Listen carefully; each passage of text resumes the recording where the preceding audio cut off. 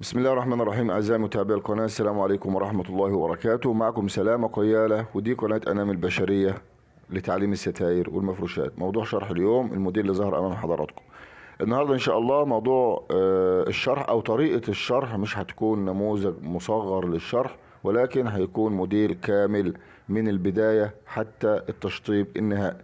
والتشطيب هيكون تشطيب محترم هيفيد المبتدئ، وفيه بعض اللمسات يعني التي قد تفيد المحترف. زي ما شفتوا حضراتكم في شاشة البداية، الموديل لونين اتنين وثلاث اجزاء. جزء علوي وده معمول من الام دي اف، والنازلة بتاعته ودي معمولة من قماش السوفت. النازلة بتاعته متجمعة ومتكسرة بطريقة مختلفة عن العادة. هنبدأ الأول الشرح، نقول بسم الله، ولو لقينا فرصة نبقى ندردش على الموديل. قطعة الفايبر اللي معايا ديت ارتفاعها 40 سنتي. هنقوم بتقسيمها خطوط عرضية بين كل خط وخط 10 سنتي. والقطعة 2.5 هنقسمها 3 أجزاء. الطرف اللي على اليمين 62.5، والطرف اللي على الشمال 62 سنتي ونص، والجزء في المنتصف 125 سنتي.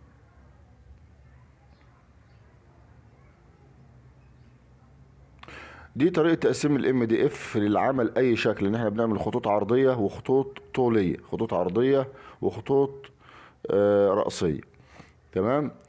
ده مسمار اللي معايا، ده اي مسمار كده، مسمار سنارة بثبته في الاجزاء اللي انا عايز اعمل فيها منحنيات.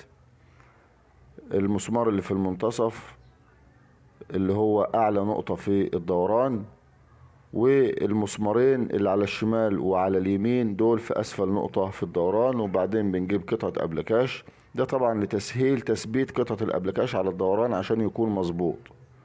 ودي طريقة من طرق عمل الدوران. طبعا ده مش دوران كامل، ده يعني يعتبر نصف دايرة، ومش نصف دايرة قوي يعني. المهم الشكل واضح امام حضراتكم. بعد كده الجزء اللي على الاطراف، الجزئين اللي على الاطراف برضه هنثبت مسمار عشان نعمل الدوران اللي احنا عايزينه بالشكل اللي حضراتكم شفتوه. بعد كده بنجيب منشار الاركت وبنقص العلامات اللي احنا اخدناها. فايدة بقى يا جماعة الخطوط العرضية والخطوط الطولية ديت ان هي بتقسم لي الموديل. وسبق قبل كده وشرحت كيفية تقسيم الام دي اف، وفيه فيديو موجود على القناة بيشرح طريقة التقسيم بالتفصيل الممل. بعد كده بنجيب خشبة البلتكنة بتاعتنا وبنثبت فيها قطعة الام دي اف اللي احنا قمنا بقصها، واصبح الشكل زي ما هو واضح امام حضراتكم. وفي برضو على القناة كيفية تجميع البلتكانة الخشب. يعني لو حد اول مرة بيزور القناة وعايز يعرف طريقة تجميع البلتكان الخشب، يقدر يتصفح فيديوهات القناة. هيلاقي في وسط هذه الفيديوهات كيفية تقسيم الام دي اف وكيفية تجميع البلتكانة الخشب، كل فيديو على حدة. بعد كده هنجيب قطعة القماش. قطعة القماش اللي معانا ديت الخارجية هنقصها. ليه؟ لان احنا هنحتاجها مقصوصة. هنقصها ونركنها دلوقتي، بس انا بنقصها على قطعة الام دي اف قبل ما ننجد، علشان نقدر نطلع الدورانات بتاعتها مظبوطة. بعد كده بنجيب اسفنج 1 سنتي. الاسفنج ده يعني مهمته لحماية القماش واعطاء ملمس ناعم للقماش فوق الام دي اف. بجد ناس بتشتغل من غير الاسفنج، وده طبعا غلط. بعد كده هنشرح. طبعا الاسفنج طريقة تثبيته بالطريقة ديت، وممكن لو عندنا غيرة عندنا غراء اللي هي الكلة، ممكن نثبته بالغيرة. مش غيرة الخشب طبعا، في غيرة مخصصة للاسفنج. بعد كده بقى بنجيب قطعة قماش مستقيمة مستطيلة طبعا عشان الشكل اللي معانا مستطيل، لكن مش بنعمل فيها الدورانات. ودي افضل وسيله يا جماعه لتنجيد البلتكان الخشب او لتنجيد MDF. افضل وسيله الطريقه اللي احنا هنتبعها دلوقتي بتتفادى اخطاء كتير جدا.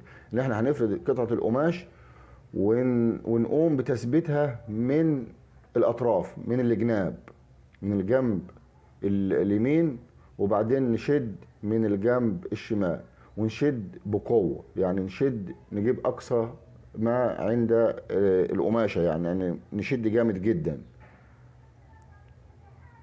لاحظوا ان انا ما ثبتش لا من فوق ولا من تحت. دي افضل طريقه لتفادي اخطاء كتير قد تحدث اثناء العمل في التنجيد، يعني تنجيد البلتكانه زي ما حضراتكم شايفين. بعد كده بنشرح الاماكن اللي فيها دورانات. وخلي بالك بقى الجزء اللي عند اللي عند رجلي اللي هو فوق ظهر البلتكانه مش مثبت، فبالتالي لما نيجي الشرايح اللي احنا عملناها ديت لما نيجي نثبتها بالدباسه ما نشدش كتير، يا دوب بس اعدي الخدش اللي انا عملته، بحيث ان الاسفنج من تحت ما يكونش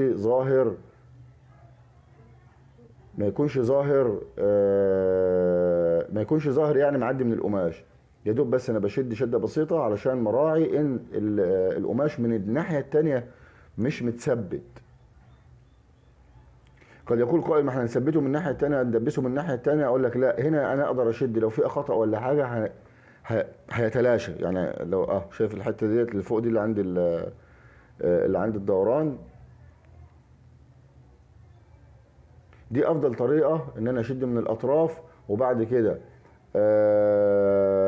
اشرح القماش من عند الدورانات، تمام، واشده مستريح، مش هشد جامد، لا شده مستريحه كده. وبعد كده اشد من فوق. شدتي من فوق في النهايه بتخليني اتلاشى الاخطاء اللي ممكن تحصل في الدورانات، لان كتير جدا بيحصل في الدورانات ديت هوا في القماش او جعبابه كده زي ما بيقولوا. فالطريقه اللي انا اشتغلت بيها ديت اسلم طريقه لتفادي الاخطاء دي. بعد كده نجيب القطعه بقى اللي احنا علمناها في البدايه، تمام، وهنعمل الشكل ده في المنتصف. طبعا مش محتاجينه خالص لان احنا عاملين الارتفاع بتاعنا من فوق اللي عند القماشه الفاتحه 10 سم، فاحنا مش محتاجين، هو الموديل شكله كده في الصوره يعني، تمام. هناخد الجزء اللي احنا محتاجينه ونقوم بتثبيته على راحته، يا دوب بس السحبه بتاعتي او الشده بتاعتي تكون يعني بحنيه كده.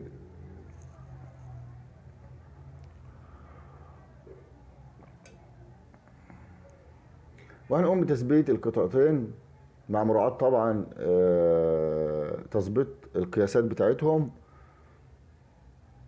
لان فيه منطقة في النص او جزء في المنتصف فاضي تماما. وهنقلب البلتكانة بتاعتنا ونشد من فوق. بدايتك دايما من عند الدوران، وان انت بعد كده تشد من فوق، دي يعني اسلم طريقة لتفادي مشاكل كتير بتحصل في عملية التنجيد.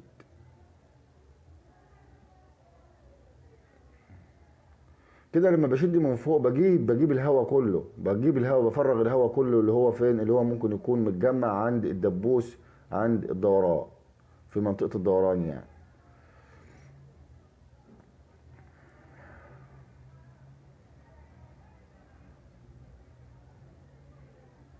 طبعا الموديل هنشرحه على 3 اجزاء، ده الجزء الخاص بالجزء العلوي. ان شاء الله الجزء اللي جاي ان شاء الله يوم الجمعة هينزل بإذن الله رب العالمين. انتظروه يوم الجمعة الساعة 3 بتوقيت القاهرة، الساعة 3 بعد العصر أو الساعة 3 عصرا، العصر تقريبا بيدن 3 أو 3 إلا شوية. فانتظروا الجزء الثاني إن شاء الله الساعة 3 عصرا يوم الجمعة إن شاء رب العالمين. بعد كده هنعمل جزء خاص بالملس اللي حضراتكم شفتوه، طبعا في طريقة عمل الملس على القناة، لكن الملس اللي معانا بطريقة مختلفة. الملس اللي معانا في الستارة ديت معمول بطريقة مختلفة. فاحنا ان شاء الله قسمنا الموديل عشان طول الوقت، قسمنا الموديل لثلاث اجزاء. ده الجزء الاول، وان شاء الله يوم الجمعه الساعه 3 عصرا هقوم بتنزيل الجزء الثاني، وهو عمل النزله. والنزله اللي معانا متكسره بطريقه مختلفه، وطريقه ان شاء الله اتمنى انها تكون احترافيه وتعجبكم وتفيد جميع الفئات، يعني سواء كان مبتدئ او محترف. الفرنشه اللي احنا ركبناها من تحت دبسناها، والفرنشه اللي احنا هنركبها من فوق نراعي ان احنا ما ندبسهاش ابدا، هنركبها بشريط بالشمع او بالسيليكون زي ما حضراتكم شفتوا. وده كان شكل الجزء العلوي للموديل. اتمنى يكون الشرح موفق، وانتظرونا يوم الجمعه 3 عصرا وعمل النزله بتاع الموديل اللي معانا النهارده. دمتم في امان الله وحفظه، والسلام عليكم.